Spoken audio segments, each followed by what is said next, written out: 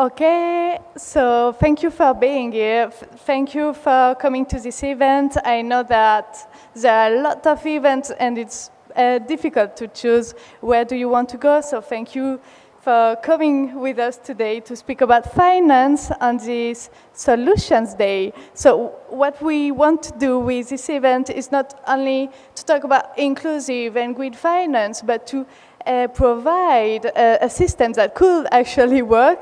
We very hope so.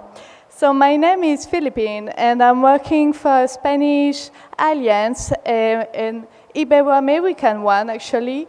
And this year we especially worked on green finance with banking entities to see how we could scale up finance in Latin America. And the project actually really worked. So we thought that we could use this COP27 moment to think about how we can go even further and try to think about a model working for the Global South. So before giving the floor to this incredible woman-only panel, I want to take that 5 minutes to speak about climate finance, just to be a bit, to do a reminder on what are the challenges today. So what's really green finance? What is sustainable? It's really hard to tell today, and this is one of the major challenges. We need to have a system that works for everyone, even if we have a very different model, financial model to start with. So this is why I want to introduce the concept that we will use later of interoperability. It means that all systems, all financial systems must be connected and must work one with the other. So this is why we need to create a consensus to generate a global framework working for the Global South. And the other challenge that's coming with this idea of a common framework is on capacities, because from banking entities to youth to private sectors, we need to have the capacity to take part, to be able to be an actor in this financial system. So this is why we need to empower ourselves, no? And we need to have this, to use moments like this of COP, to have this exchange and to build up and to think about, to have this moment of synergy that I hope we will have together today. So I will not have further ado, but I want to give the floor to the Dr. Flavia Bustreo, which is the Vice President of the Bosna Foundation, and she will present us the intricate link between human health and climate finance. Thank you, Flavia.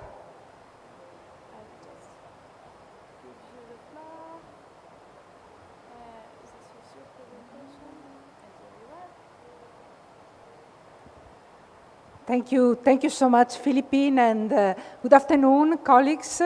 Thanks very much for the organizer to invite me to speak on a particular example of the challenges that we are facing when we think about inclusive and green finance for climate in the South.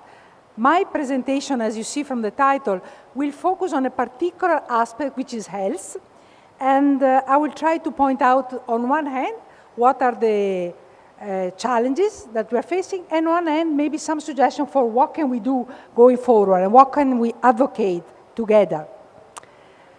So first, let me start by highlighting for the audience what are the health costs of climate change, because some of the people that are here are familiar with this, but you might not know that climate change impacts on every dimension of global health.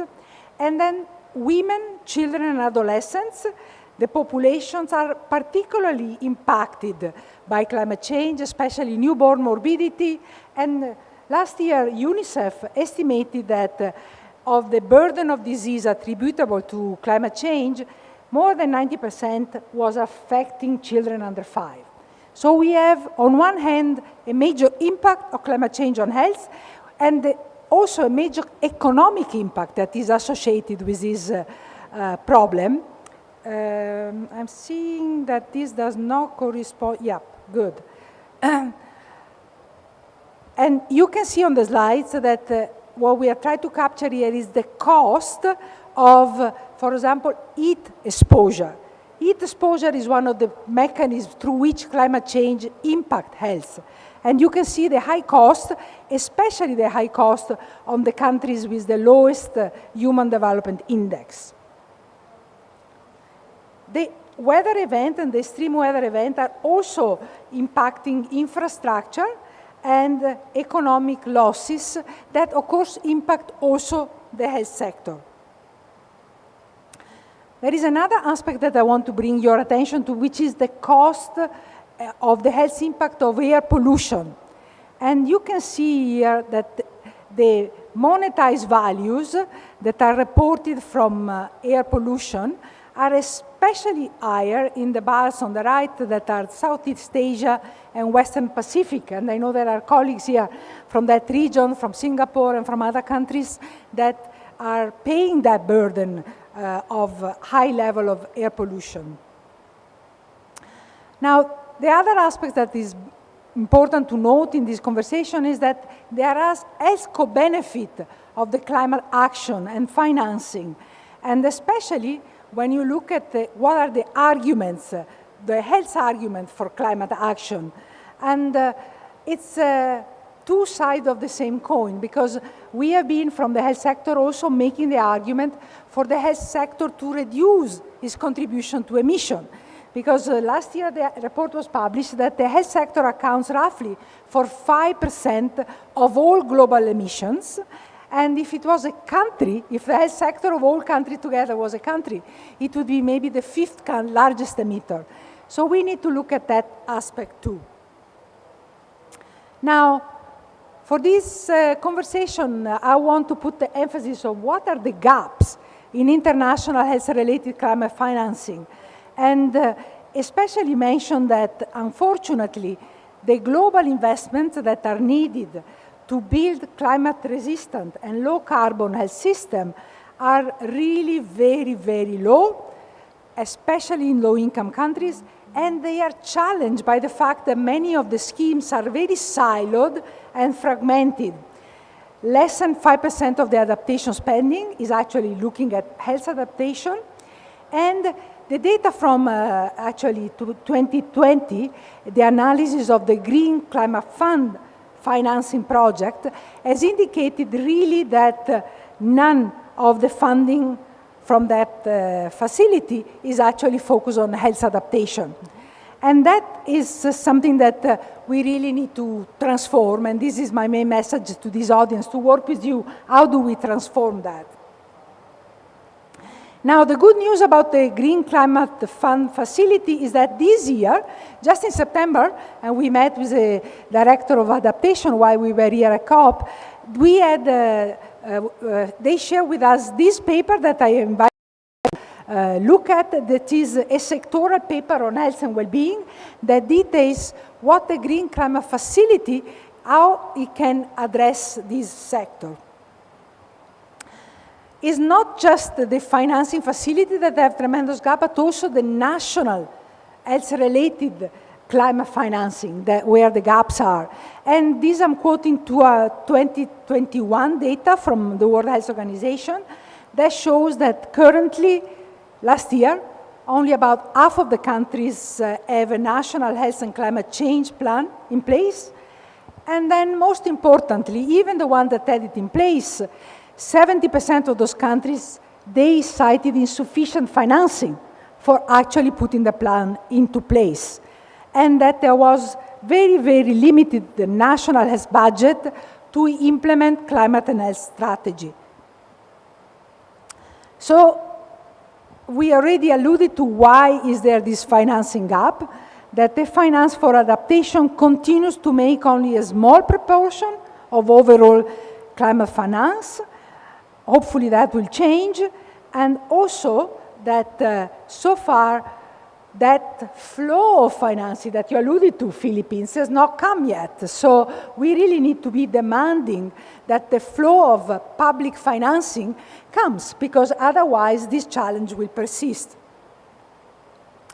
This is the one slide that I put to highlight a paradox, that at the same time, we are not seeing the 100 billion that developed countries have promised, but at the same time, those countries are actually financing fossil fuels. And this is at the expense of our health. And you can see here that in 2019, 80% of countries provided a net subsidies to fossil fuels for a net total of 400 billions. So 4 times the amount of what was promised was spent into subsidizing fossil fuels. And this is clearly something that we have to correct. Now, the role of private sector is something also that we need to focus our attention, because there has been a lot of discussion about what is called the blended finance and the opportunity the private sector can bring in financing to address this challenge. However, I want to point out to this audience that in terms of the alignment of the blended finance with the Sustainable Development Goal, there is very little impact that is being made by this financing in reducing inequality, producing affordable and clean energy, and also redressing good health and well-being, while the focus of this private financing instead has been placed on economic growth and the industry expansion.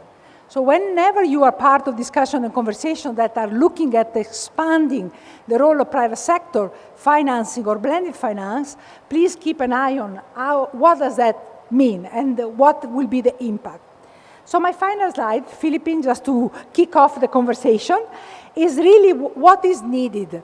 And I try to capture here in 3 parts, but the most important message is that countries have to prioritize the development of health-related adaptation measures through public financing, capacity building, and technical assistance. And this has to be a financing that is at scale. It cannot be a financing that is limited on small projects that address only some parts of the countries.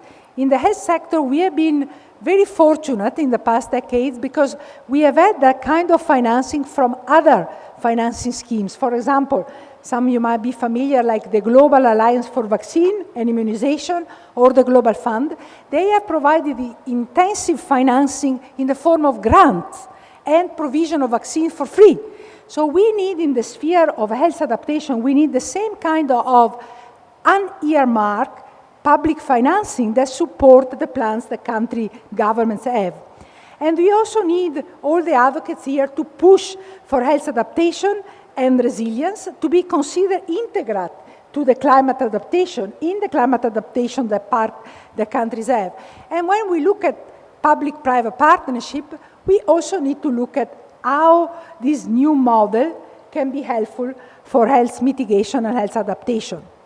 Now, when it comes to country governments, and I see that there are some representatives of country governments here, the important thing is to mainstream the climate adaptation into the national and sectoral development plans, and then look at including the funding and the negotiation within the governments between the different sectors. Some of the colleagues we met from the health sectors that were here at the COP, they said, we are finding challenges to have this financing health adaptation from the other sectors in our government.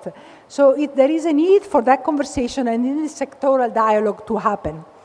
And then finally, as I mentioned, there is a need for private sector and developed finance institutions to disinvest from fossil fuels, because when we do that, as I showed in the slides, we free a huge amount of capital that can then be invested in health adaptation, in health mitigation, and clearly saving the lives of women, children, and adolescents that are paying the highest price. Let me stop here and, of course, open to question and conversation in the next part. Thank you.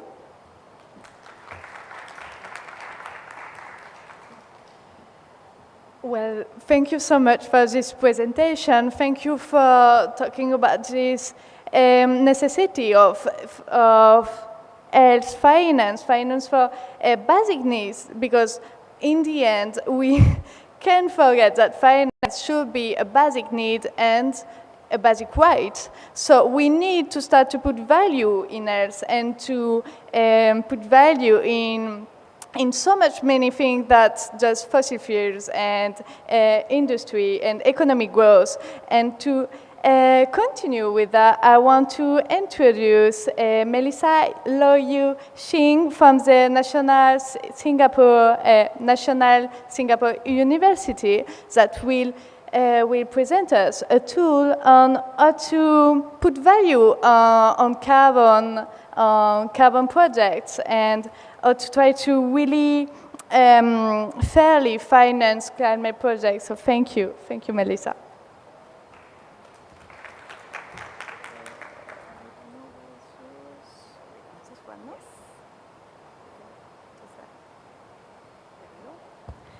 Okay, thanks so much, Philippine. I just want to say thank you to all of you who are spending your lunch with us as well. This has been an interesting journey to get to COP because the side event was waitlisted and we were told that we managed to get an event slot. So really thank you so much for coming.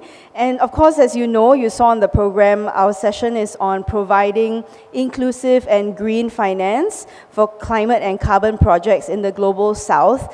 And so what I will be sharing with you today is a new tool that the NUS, the National University of Singapore's Center for Nature-Based Climate Solutions, has come up with, and we've developed this carbon tool that we hope that some of you might find useful and helpful in your work in helping to drive a more inclusive transition towards a low-carbon economy, including through carbon and climate projects. So my name is Melissa Low. I'm a research fellow at the National University of Singapore, and really, again, very happy to be here with all of you. I want to start by highlighting why such a tool and would help, right? Because NDCs, I think most of you who are at a COP, you will know, NDCs stand for Nationally Determined Contributions, and these are essentially your climate targets that countries have put forward as part of the Paris Agreement. And as you also will know, part of the global ambition cycle is for the NDCs to be updated every 5 years. And if you've read the NDC synthesis report, which collectively assesses whether the NDCs are getting us to, not exceed the 1.5 degrees threshold, notice that the NDC coverage has been expanding, which is good, right? So that also means that more sectors are being covered, including the very high emitting sectors like energy, but also sectors like land-based sectors that we're talking about, especially when it comes to carbon projects. So agriculture, land use change and forestry, these are all also increasingly being included in NDCs by countries. So I would strongly encourage all of you and people who are watching online to look at the NDCs. But if you don't have time to read all the NDCs, the NDC synthesis report that you can find on the UN Framework Convention on Climate Change website is actually very good, and these are always prepared by the Secretariat a few weeks before the COP. So these are really good graphs that I've taken from that report, and you can see very strongly that the land use sectors have increased over time in the NDCs. And why are these tools and financing mechanisms going to be important, right? It's partly because I think a lot of countries see finance and market mechanisms as important to achieving the NDC goals. Decarbonization can likely only get you so far, and then most countries have said that they will plan to use Article 6 in order to get to net zero or further, right? So all the residual emissions that they can't control or reduce, they will likely offset using carbon credits. We're not really here to discuss whether that's an appropriate use of the carbon credit mechanism, but just to highlight that most countries in this NDC synthesis report have officially said that they will plan to use Article 6. So it's also worthwhile to study what this mechanism means for your countries and how you can help enhance the transparency of the use of such mechanisms. So the 116 updated NDCs have said officially they will use Article 6. And I'm coming to a point here. There is a huge opportunity for emissions reductions in the land sector. So I've done some, very, very high level statistics I've captured here. Emissions from LULUCF contribute to approximately 25% of global anthropogenic emissions, which is significant. And of course, as I said, many countries now include mitigation measures in this area of LULUCF. And what that means for us here today, talking about carbon and climate projects, is really how do we get these projects off the ground and make sure that they're transparent and robust, and we are able to report them in the biennial transparency report under the enhanced transparency framework. So I'm sure you already know this, everything in the Paris Agreement is linked. So you have to report on, in the enhanced transparency framework, you will have to report on market mechanisms and forestry projects that are contributing to Article 6 ITMOs, right, internationally transferred mitigation outcomes, or Article 6.4 emissions reductions, units. So I think it's important here to highlight the need for good measurement, reporting and verification and transparency, especially if you want to tap into finance, whether it's blended finance, whether it's government funds and so on. I think transparency has to be one of the key issues to be tackled. So we've covered that already, a huge opportunity from the land sector. And I think it's useful also to mention, for any of you who is new to the Paris Agreement, that the Article 6 rulebook was agreed in COP26 last year, And what this means is that the momentum is accelerating very quickly for countries to start piloting forestry projects or carbon projects in developing countries where the supply of these credits, so-called credits, will likely come from. So this is why I thought today will be useful to highlight how we can help use transparency and tools like the ones that we've developed in this effort. So the Article 6 mechanism for the region that I'm from, Singapore is actually in Southeast Asia. I'm not sure how many of you have been to Southeast Asia. It's in the tropics, and we have a lot of forests, we have a lot of mangroves, blue carbon potential. And so the Article 6 mechanism, in our opinion, from where we come from, we know that this is going to help synergize both mitigation and adaptation efforts across the region. And Singapore is likely to be a buyer of credit because we're small, we're actually an island nation state. But we have an increasing emissions trajectory because of our growth, and we're also moving towards electrification of our transport sector.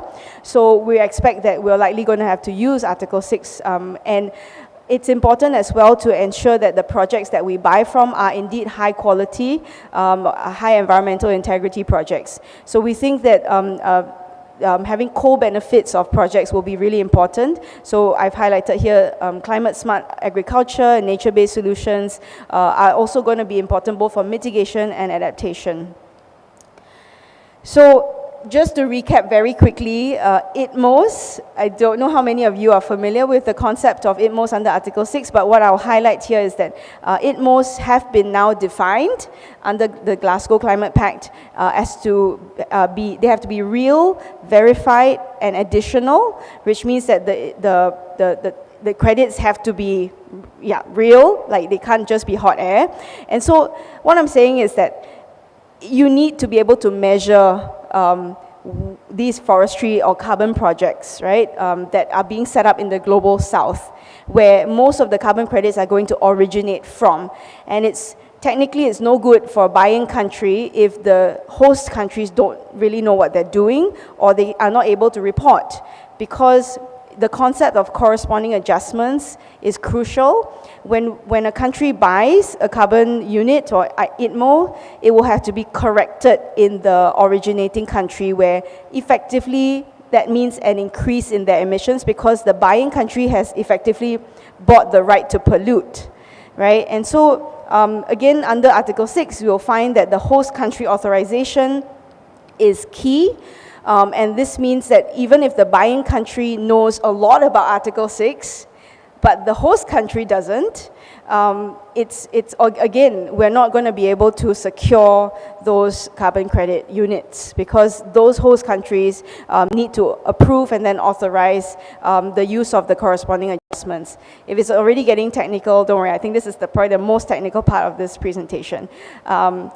So Article 6, and not just 6.2 really, it's both 6.2 and 6.4. I think we will have more and more conversations around nature-based solutions. And it's a growing area, and of course, as I said earlier, the understanding is indeed evolving as we speak. There's still negotiations ongoing about Article 6, as you know. And so another layer that you might want to think about is the contention with the voluntary carbon market space, right? So when we talk about Article 6, it's really about compliance, where countries use the emissions reduction for their climate targets, but voluntary carbon market is where companies want to claim net zero, right? And they are buying credits as well. All right, they are originating and buying credits, but unless a corresponding adjustment is applied, countries can't use it towards their NDCs. So there's going to be government, the government wants to ensure that they can use the credits for NDC accounting when it comes to it in 2030 onwards. So just very quickly on nature-based climate solutions, what are they? I think they're, suffice to say, as the name suggests, right, they're nature-based, and they are solutions both in the context of mitigation as well as adaptation. They do provide a number of benefits. I don't need to belabor the point. Really, it provides trees, forests and mangroves and other ecosystems provide food security, clean air and water, protection against storm surges and so on, and of course livelihood of communities where they're based, and also biodiversity. So this is just a different representation of the many benefits that our research at the center is showing on nature-based climate solutions. In particular, I think pollinators, I think many of you may be familiar, pollinators actually come from the forest a lot of times, and our food system is actually highly dependent on these pollinators, and agriculture is so very much linked to biodiversity and nature-based solutions. So what our colleagues did at the center is they came up with a carbon prospecting dashboard. I know this is anyway, it's there, but you can go on carbonprospecting.org to look up this tool. Effectively, what it does is you can draw a quadrangle on the dashboard, and you can figure out how much. You can also click on there are some variables like co-benefits that you can click on, and you can figure out where's the best place to invest in carbon projects in the region. And we really do hope that this tool will help not just investors, right? We're talking about researchers, civil society, to also understand what the thinking is about carbon and what kind of projects are available out there for you to explore, maybe not just on the investment side, but also on the social, environmental governance, and whether it helps protect the livelihoods of the people on the ground. So please do check out this tool. We relaunched it here at the COP27. And we also hope that this tool will enhance accounting and monitoring, which I've shared is a very important element of unlocking finance for climate and carbon projects. And we think this is we hope that the tool will help in at least starting that conversation about accounting. And it also certainly helps to address the issues of additionality, whether there are indeed already projects on the ground. Some of you may have heard about HFLD projects, so high forest, low deforestation. Had the issue of not being able to be counted, additionality is not accounted for in these projects. This is also an issue. What happens if people cut the forest down or destroy the ecosystem? Do you actually have permanent carbon storage in the trees? We hope that our research and the tools can be used to addressing as well as leakage. So, I want to move quickly again off to reporting, and going back to the first slide that I shared with you, so the ambition cycle under the Paris Agreement includes the enhanced transparency framework, and indeed it's going to be important if countries do want to tap on the Article 6 mechanisms.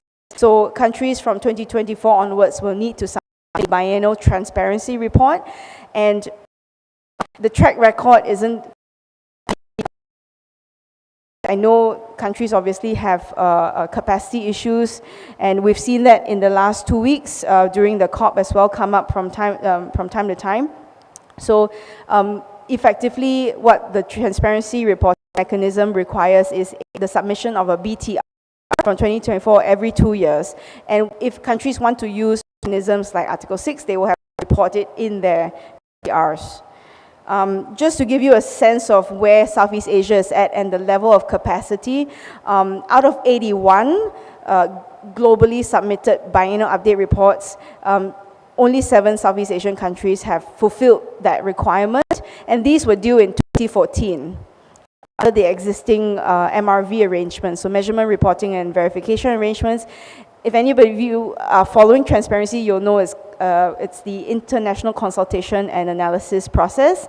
So countries obviously have made efforts, but the efforts are not, basically what I'm trying to say is that if countries are to submit their first BRs in 2024, and if the submissions of biennial update reports are any sign of readiness, we're not quite there yet.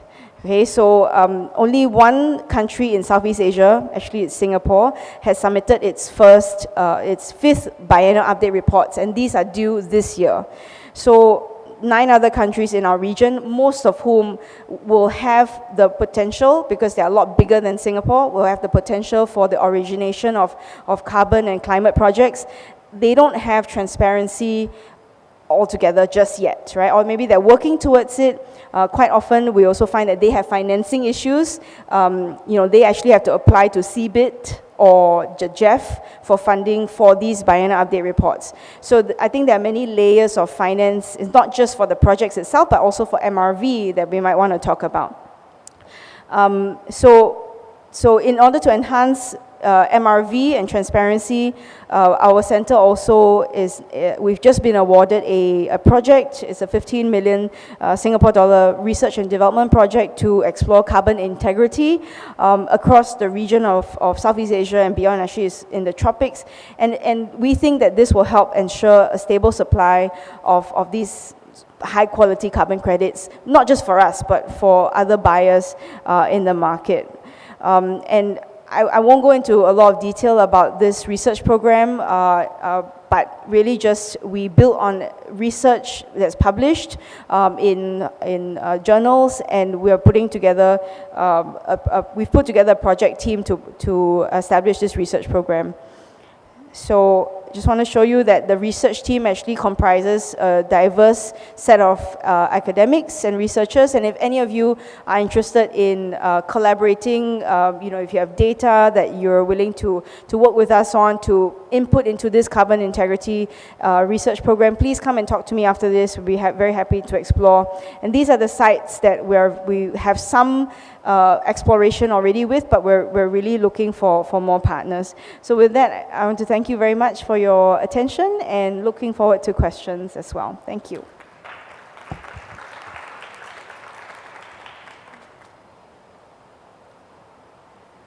Well, that was a lot. Thank you so much, Melissa. It was really interesting. It's such an important tool, and I hope you will be able to use it for mobilize this estimated yield of carbon and try to have some financial return on your investment. So it was really interesting to see how you could put value on nature. Yesterday actually was a Biodiversity Day, and the COP20 presidency team declared that we can't speak about climate without speaking about nature, without speaking about biodiversity. So I think we can't speak about climate finance without speaking about health, without speaking about nature, biodiversity, and we can't either speak about it without thinking about youth, without thinking about young generation, future generation. Thank you for being here. And this is why I want to give the floor to Gabriela Balia, which is a sub-coordinator in Alliance in a Chilean coordination called 1.5. Thank you, Gabriela.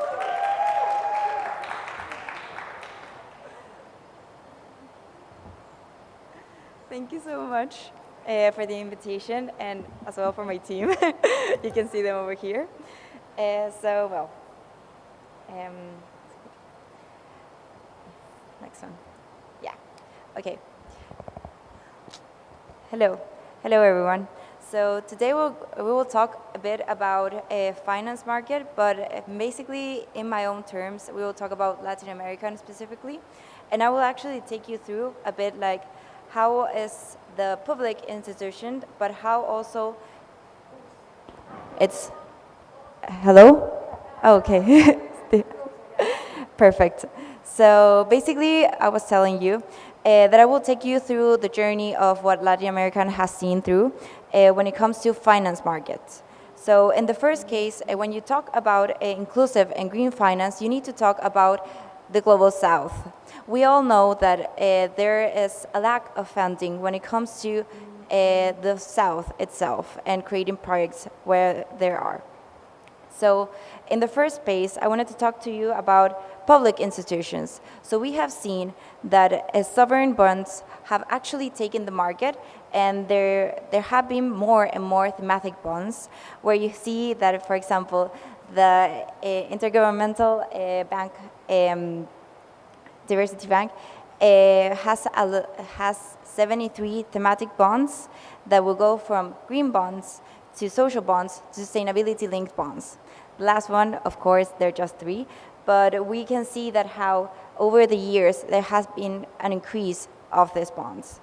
Then the second point that I wanted to turn out is the mobilizing of funds itself from the global north to the south, because we need to, first of all, to improve the scale of the funding, but as well to redirect the investment flows to fund basically what are projects of carbon reduction and carbon accountability. So we have seen, actually, there is a report that Deloitte just published so far, that there is a loss if we don't do anything about climate change, around $178 trillion if we do not do anything about climate change, which is a huge loss. However, if we do something and we do take action, there is a gain of over $43 trillion as well. So you can see how moving all this investment from the global north to the south would actually increase the gains of investment banks and the finance market. As well, there was this assumption or this belief that the people who always lose when it comes to climate change will always lose. But that's actually not the case when it comes to carbon markets. The ones who have more to gain are the ones who loses the most. And we're actually, from the Global South, the ones who can actually win the most. Why do you think it's that? Because of carbon markets, because of all this infrastructure that basically we, the Global South, have the infrastructure to restore or to actually capture carbon. And we do have a lot of forests as well. So we can actually do, and we do have all the capacity to do that and to build that. But for that, we of course need the funding as well. So I have talked to you through the mobilization, why do we actually need to mobilize funding, but one of the key things to actually be able to do that are skills. So we do need to build skills, we need to build capacity, and we need to also, in order for a just transition. Why is that? Because, and we also need to accelerate when it comes to learning curves and the knowledge of transfer knowledge as well. But also one of the main things that we need to do as well is to harmonize methodologies. We do have a bunch of methodologies coming from the financial institution itself. Yesterday I was just in a webinar where they showed over 10 different methodologies to account and to basically assess whether this project is good or not. However, if we do not harmonize all these methodologies and we do not take into account into our projects and choose which one of these are going to be the stable one and the ones to actually engage, we won't be able to do much. On the same topic, I wanted to say that there is a need also to be uncomfortable when it comes to carbon markets. Why is that? Because it's a market that it's developing itself. It's growing, and it's something that it's not stable as well. So it's going to build throughout the years, and that's why there is a need, of course, first of all, of collaboration between all the key stakeholders and the key main stakeholders, but there has to be the willingness of the parties to actually take part into this discussion. So as well, I also wanted to take the point in saying that from the Global South, there is Latin American, sorry, I won't talk about everyone. But yeah, there's also these 3 principles when it comes to carbon markets that are the first one, which is permanence, additionality, and double counting. And I would say that additionality can actually be a source of difficulty when it comes to saving managing themselves, because we have seen that at least in Chile, when it comes to additionality, when you manage forests, you actually have a greater impact than when you actually build the forest itself, or when you have to reforest an area. So managing is actually worthwhile, more cost effective, and you see that that's not really taken into account when it comes to carbon markets. So you also see that other leakage as well. So that's one point. And the second point that I also wanted to add, that there is a huge lack of information of how to actually account, how to actually take part of this, and how to, of course, make the projects find funding as well. So there's a huge gap, and well, I'm actually really pleased to be able to have time to discuss all these questions that we're actually just opening up, because there is no clear answer. But we do know that if we are able to be uncomfortable all together and just say, okay, how can we do this? We can actually make more progress than just being, just not doing anything. So thank you so much for the.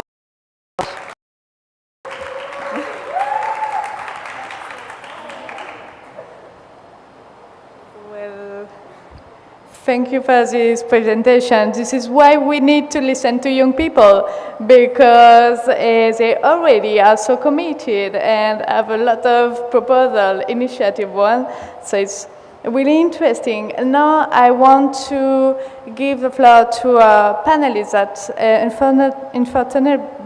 unfortunately couldn't be here today with us, but that will be here thanks to this great thing called internet. So thank you, Mikwa Zachary, technical advisor in Blue Economy, to join us on Microsoft Teams.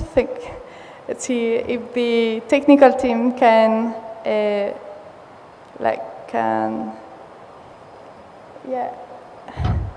Thank you, yes.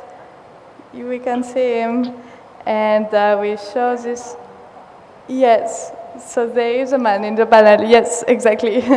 So I will let him talk about this perspective on climate finance from sub-Saharan Africa. Whenever you want, Mikwa. Thank you very much, Philippine. And of course, hi to everyone in Egypt. Hope it's going on well there. And of course, it's all fine in Nairobi as well. So Philippine, are you able to give me the control to present?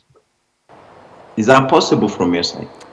Well, I don't know about that technical team, but I have a slide. I have your slide, so I can present it for you. Can we show it? Yes. Please. Is the technical team can show the slide, please? Yes?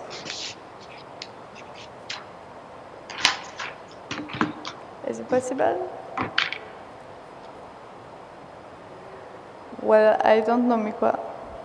So, It's not possible? I'm not sure about it. Okay, then if it's not possible to show the presentation, Philippine, for the sake of time, I'll probably just present from over here, but much of it will be speech. And it's unfortunate, maybe the audience may not be able to see the slide. So is that fine? Can we proceed in that manner? Yes, I think, well, in settings, so maybe we would be able to do it. Okay. Oof. Okay. Okay. So, wait now, I don't know if you can see it, Mikwa, but you are together, you are with us in the room. Are you able to see my presentation?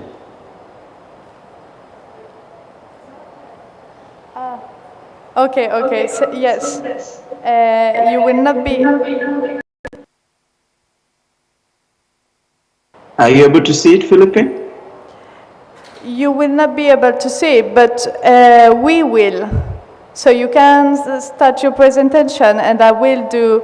I will be in charge of the slide for you, if it's okay with you. Sure. Okay. So whenever you want. Thank you very much, Philippine, and hi to everybody. In the session today, it's a pleasure to meet all of you and, of course, to discuss this very important topic of inclusive green finance from Global South's perspective. Of course, we are at that time where finance ought to play a critical role in ensuring that our efforts towards achieving climate mitigation and adaptation goals are realized. So joining you today, my name is Zachary Mikwa. I work in the blue economy sector in Kenya, just to help the sectors to integrate climate resilience objectives. And part of that work has been also, integrating green finance principles in the sector.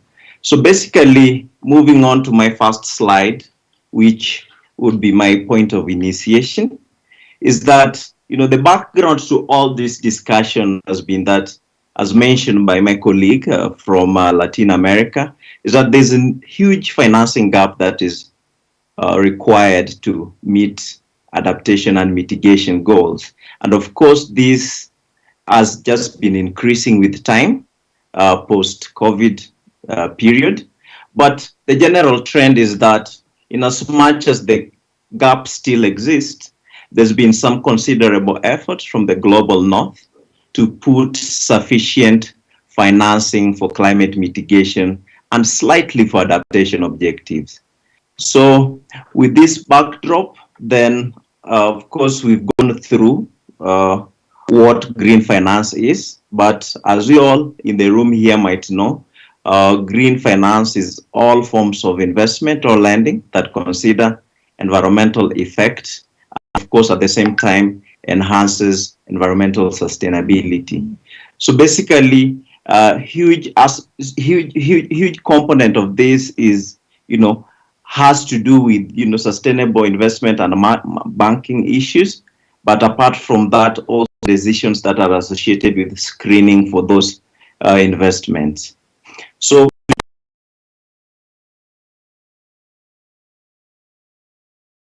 in climate change and environmental issues, especially from a sub-Saharan Africa perspective.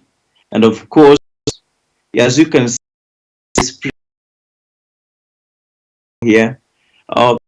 Climate change issues and of course vulnerable people and social inequity. These are interlinked factors within the sustainable finance system, because what we always say is that, you know, the link between climate change and environmental degradation, apart from vulnerable groups, social inequity and tension and financial sustainability can never be separated. This is because, you know, climate change do have immediate impact on vulnerable groups and vice versa.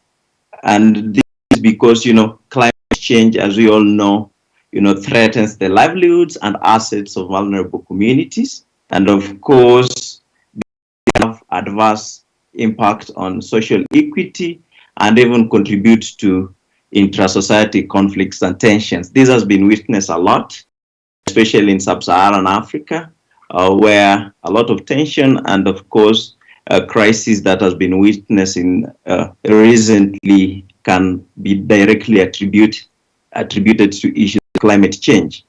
So definitely what this implies is that the concept of inclusive green finance has a role to play, and it can play this role by, you know, supporting vulnerable groups in adapting properly to global environmental change. But apart from that, more importantly, it will also help enhance their resilience. So, but, you know, the issue of IGF, the inclusive green finance, I think it means something a bit different for people from the global south, because households that are at the base of the pyramid, which form a huge component of population within the global south, they have fewer resources available to protect themselves against adverse shocks. So majority of the countries which are in the global south are majorly poor. If you look at the World Bank ranking on HDI and other metrics, and this means that they are more exposed and vulnerable to all types of climate-related shocks. So, but to really respond to these shocks, then the green finance has been a key instrument in this arena. And of course, if you look at this particular slide here, the intervention from the green finance perspective comes in two ways, from the adaptation side and the mitigation side. Of course, there's been a lot of desire to put adaptation at the forefront, especially for the global south, due to a huge gap in terms of interventions in this space. But from a green finance perspective, they ought to go together with a bit of priority on market shaping policies and of course direct intervention. Direct interventions are of course interventions that are pushed for by the public sector, but of course on the other side, the market shaping policies are those that are shaped by the market forces. So as you can see here in this table, the spectrum of financial inclusions and inclusion policies across these two areas are diverse. So basically it shows that indeed the ecosystem has been maturing over time. And of course, there's a set of tools and instruments that can be employed from green finance taxonomies on the market side, all the way to, you know, subsidies on the government side. So basically, to now just put all these discussions into perspective, of course, there's been a lot of interest in ensuring that the green finance landscape for the countries in the global south are mature enough, or at least aligned, to ensure that as we make this advancement towards realizing the benefits associated with the global green finance movement. So I would like to probably give you one specific example from the global south, and of course, a unique example within the sub-Saharan Africa, and this is Kenya. So for this particular case study, it's just to showcase the role that the financial system can play within a country, especially within the global south context, in putting in tools and necessary steps to ensure that inclusive green finance is enhanced. So for Kenya, there were certain barriers that were identified, and the barriers here that I'm sharing with you, these were identified through a research that was conducted by UNEP, IFC, and of course the local financial system players like the Kenya Bankers Association. And these are the barriers that were identified to be a key challenge that probably prevent the country from exploiting, opportunities within the inclusive green finance space.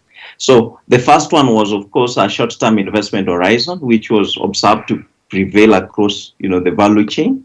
And this means that long-term considerations such as environmental and social sustainability were not really factored into investment and strategic planning. And definitely this created economic value over the long term. This made, the creation of economic value over the long term really hard to realize when things are looked at from a short-term perspective. Secondly is, the fragmentation of the institutional investor market. And this was observed to prevent economies of scale. And of course, this could be witnessed within the fragmented structure of the pension fund sector in Kenya, where most had less than 5 million USD under management, which was constraining the flow of capital towards alternative assets. So this means definitely that even if appropriate green investment vehicles are developed, most pension funds would not be able to invest because they do not have the skill and the capacity to understand and evaluate such new investment. Another key barrier was on the traditional sectors and asset classes were getting more attention because definitely, as in the system often rewards investments in safe and traditional assets, be it the government bonds or listed equities. So the high returns associated with these instruments could definitely crowd out investment in other asset classes that may be considered as green.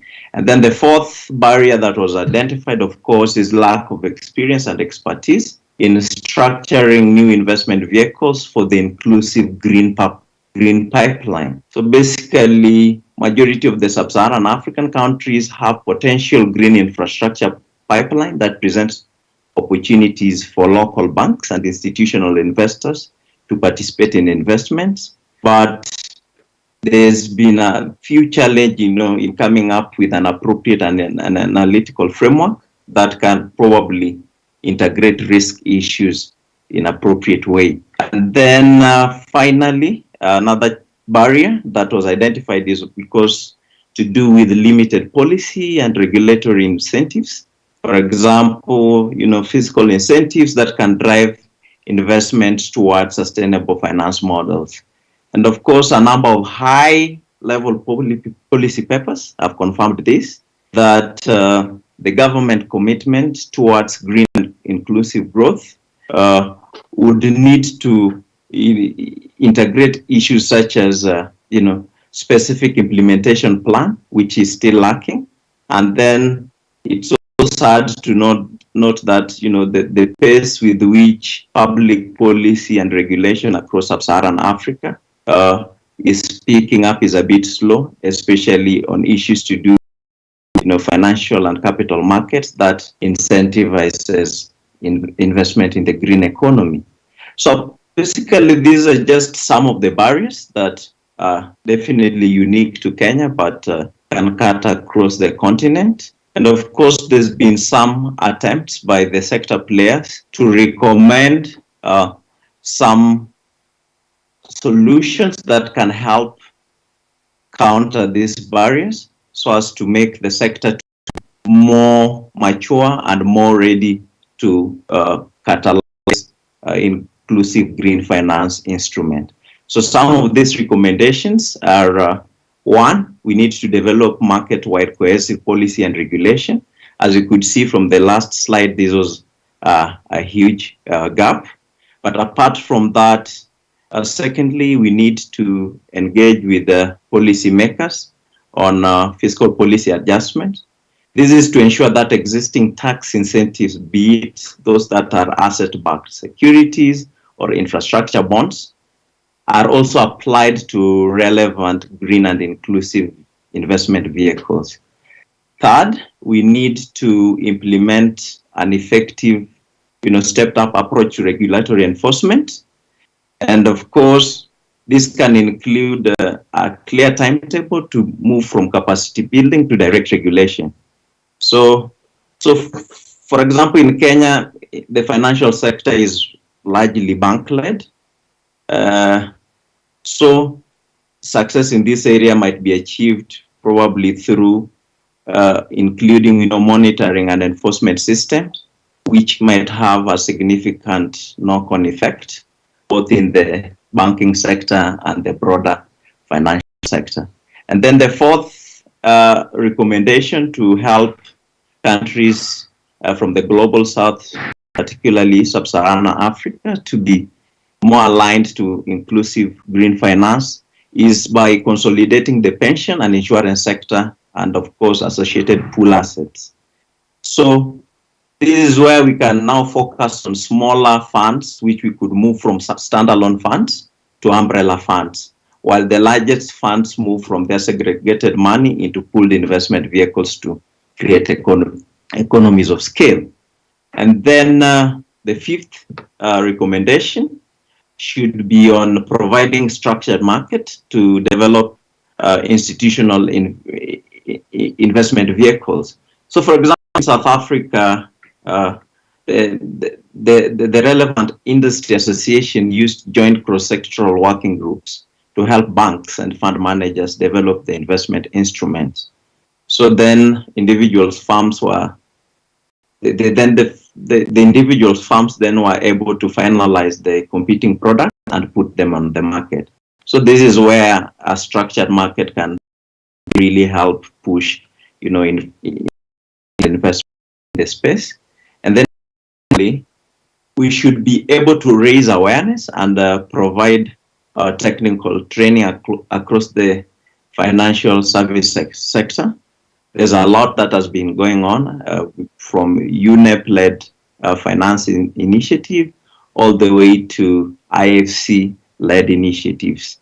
And of course, this is very, very necessary to help achieve the market shift, and of course, to support be it the fund managers, analysts, and insurance pensions people to be able to understand what the key concepts around environmental and social inclusive green investment strategies. So basically, those are some of the ideas around this space, which I believe that if are seriously looked into, then definitely the countries in the global south that are in much need of inclusive green finance will be able to align their financial ecosystems appropriately so that when this financing arrives, then they are able to use it for maximum impact on mitigation, adaptation issues to ensure that there's inclusivity and social equity. Thank you very much.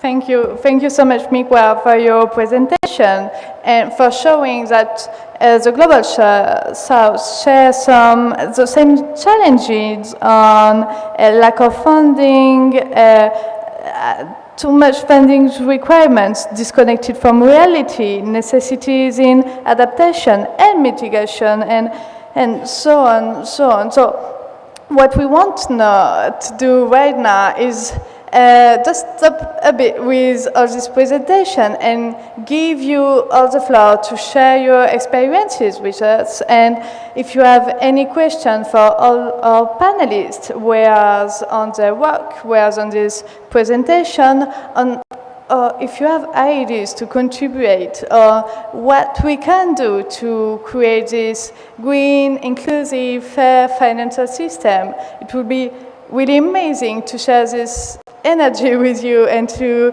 create a dialogue. Is anyone? Someone has an idea? No? Yeah. Okay. So, yes? Is it possible to have a mic or to... Yes, thank you. Thank you so much.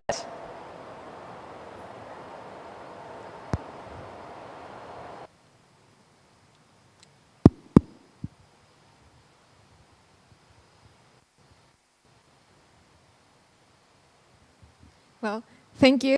Thank you so much for the presentation. It's been indeed a really interesting panel and topics. Well, I'm Ismael, I'm from Chile, by the way.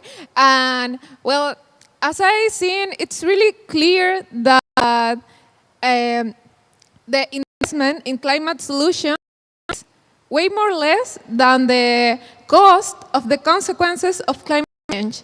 So what do you think, I don't know, any of you, it's the solution to change this state of mind that keep us avoiding investing in climate solutions? So what do you think it's the way that we can change the point of view of the people who have the power of decision of investment? So that's my question.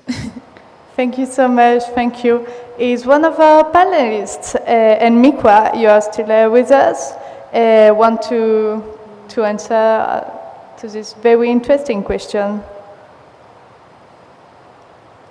Sure. Yeah. Let me start. So that was a great question. Back home in Singapore, I am running executive education courses, and these are for mid to senior level officials working in government, and they are decision makers. And I asked one question. I said, how many of you have read the Paris Agreement? And no hands went up. No hands. 35 public officers. And they're all doing sustainability in their functions, in their functions. So I think we cannot assume that even decision makers know what's happening at COP. They know that this is necessary. I think all of us are very busy. We lead busy lives. And I think you just can't assume that people share the same commitment as those of us who are here. And I think education is going to be very key. And the way you communicate is really, I like to say, communication is as much as a science as it is an art. So knowing your audience, who they are, and what they do, what their core interest is important as to getting to speaking the same language, or at least coming to some kind of compromise language with them. So I, as an academic, I don't want to tell them that I know better than them. Because in Singapore, there's a freedom of speech, and speaking is one of the we have always with, and so I take a more a research advocacy tone, right? So this is important because, and the data shows this, and so on. But I think in other jurisdictions where you can protest and you can write directly to the ministers, I think these are also really great ways to showcase and highlight your commitment and interest and get people's attention. But at least from where I'm from, and in the region of Southeast Asia, I can tell you that advocacy is done in a very, very different way, and quite often it's through real evidence, scientifically backed evidence and data. It's a bit slow, but it gets us closer to where we need to get to, which is to avoid the 1.5 threshold being exceeded. So just the 2 points, which is know your audience and don't assume that they know what we're saying. And also I think education and communication is really key. To that point, I wanted to say, talking to policymakers at that level takes a certain skill set, and talking to grassroots and local community takes a very different skill set. And I've almost come out of grassroots meetings in tears because they are not listening. And I was like, climate change is so important, but they're not listening because they're worried about bread and butter issues, how to put food on the table. I mean, we have poor people in Singapore as well, and it's very, very challenging. So I think it's important to refine our communication skills where we need to, and be humble, and to see where the needs are not being met before we get to the bigger issues, which is how do we decarbonize and address gaps in financing. So few layers, few scales that we need to work through. But thanks for the question, great question. Thank you very much for that very important questions. At the Partnership for Maternal, Newborn and Child Health, where I am the chair of governance, and also Giulia Gaspari, who works with me here in the audience, we actually believe that one important ingredient in changing the mindset is what we call accountability, is holding the feet to the fire. Because I agree with Melissa that some policymakers do not have the full understanding, but also many policymakers know, and they do not hold truth.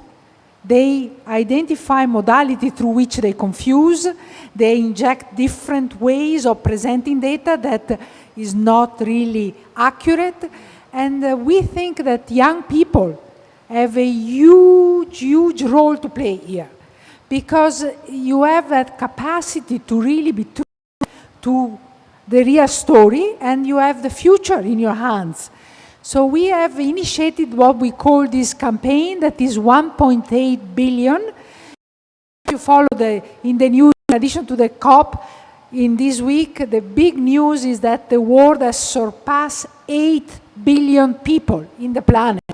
So we are becoming a much larger world, but out of these 8 billion, 1.8 billion is actually adolescent and young people. So it's the largest cohort ever that we have had in the history of the world of these young people. And what we are finding is that young people are the best advocate for climate change action, and they also understand what, they also understand where the truth lies. So what I like to say to you is analyze with the perspective of the past, because it is important to also look why did this problem came about, and not just where we are now, but how did historically this problem came about, and what is the contribution that different countries have made to the emission over time. Because if you don't look at that, you cannot really understand where does the solution need to come from.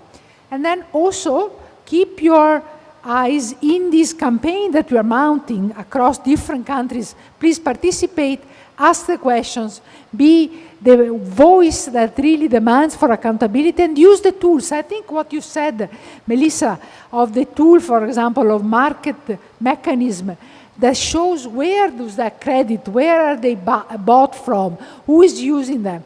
I think some of these tools are absolutely necessary, because otherwise it becomes a foggy area where you don't really know who is buying, who is giving, and you don't know eventually what's overall contribution to the health of the planet. We don't know that unless we have this way of measuring. So I think back to you, use your energy, use your talent, use your claim for truth in all the domain where you are involved, and here in the climate dimension, you certainly have demonstrated that young people are the ones that are really using the human rights approach to demand for change, and use that, and we will be with you. Thank you so much. Just a compliment. Is it okay? Yeah. Do you hear me? Yes. Perfect. Just to compliment what both just have said, it's just there is also, we have seen that the projects are quite new as well. We have seen like deforestation and all those projects when it comes to reforesting, they're practically new. So they take over, they're like 4 years or 3 years. So basically when it comes to investing, they actually need, like, for example, credibility.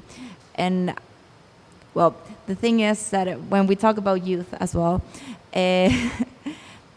we, for example, our youth organization, we don't have enough ages as the number of cops, for example. We're actually younger than that. But there is a need of time-wise. Like, companies will invest in you if you have seen like 3 years, okay, this actually, it works, so then we will invest in you. But we see that we don't have that time. We don't have that frame, that amount of time. So I would urge for financial institutions just to be, first of all, give the chance to the people to credit, like to know the people, to actually get to know what their projects are and actually get involved in it, because otherwise they will just think that it's not possible and they will just ask for numbers and things. They need to develop it together. It's just impossible for one institution itself to rebuild a forest or to rebuild or to have carbon projects that actually take carbon from the atmosphere on their own. They need all the skill sets. They need all the skill from other projects. So I would first of all say that it's much more needed collaboration and being bold. And well, you both said it, but it's also the need to create relationships and create basically a transfer of knowledge, because otherwise we won't make it. So, yes. Can I just add one more thing to that? It was such a great point. It really matters what you do when you leave COP. So I think the whatever has work been done here, we have to go back. We have that responsibility to go back and share it with people who weren't able to be here. And one of the key things that struck me in your comment was find a champion for youth who can. So if you say great things about yourself, sometimes people don't listen. But if somebody is willing to champion your youth efforts, it really makes a huge difference, particularly to governments who can accredit you on a pink badge, a government badge. So you have to find or be your own champions. Go and shout it from the mountaintop. It took me 10 years. More than that actually. My first COP was COP 15. To I guess get up here, to share things. But it takes time, it takes patience, but as I take your point, we don't have the time. So in order to accelerate the efforts, you really need to champion. Once you get here to COP, go back and tell your government that we need more people to come to COP to fight the good fight.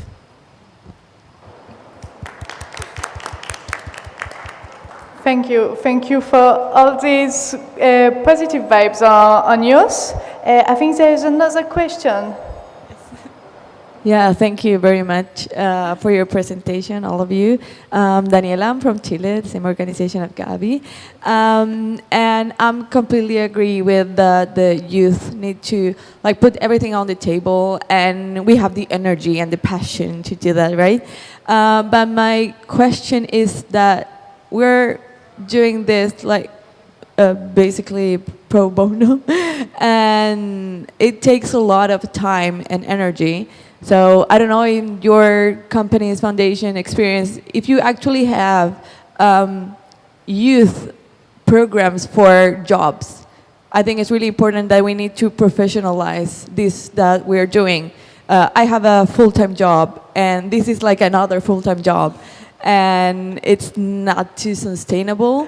So I think it's really important that we can have not only a place on the table with the decision makers, but we need to have a job with the decision makers. Basically, we need to be professionalized or in this basis. I don't know what you think about this. If you're maybe willing to put more young leaders on your companies, or if it's something that you think it's not possible yet, and why, and well, thank you.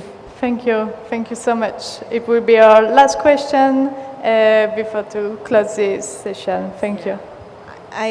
That's another great question. In my experience, we cannot wait for somebody else to do it, right? So I thought about this when I went back from COP15, and I was also reliant on other institutions that were accredited to bring youth to the COP. And I was accredited by another organization.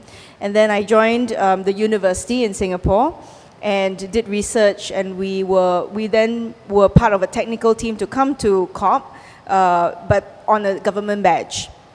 And I had happened to say something that somebody did not like, and then they refused to badge us the next year. So I took the opportunity to accredit the university.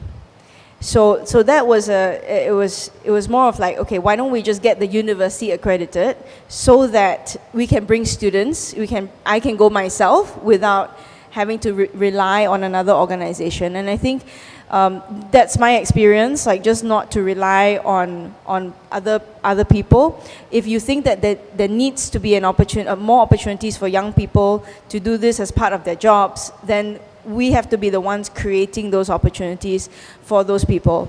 And my first COP was also a very confusing and overwhelming COP. So when I went back, I thought to myself, I don't want anybody to feel the same way as I did. You know, and it was very miserable because I come from the tropics, and the Bella Center in Copenhagen, we was kept out. It was -6 degrees.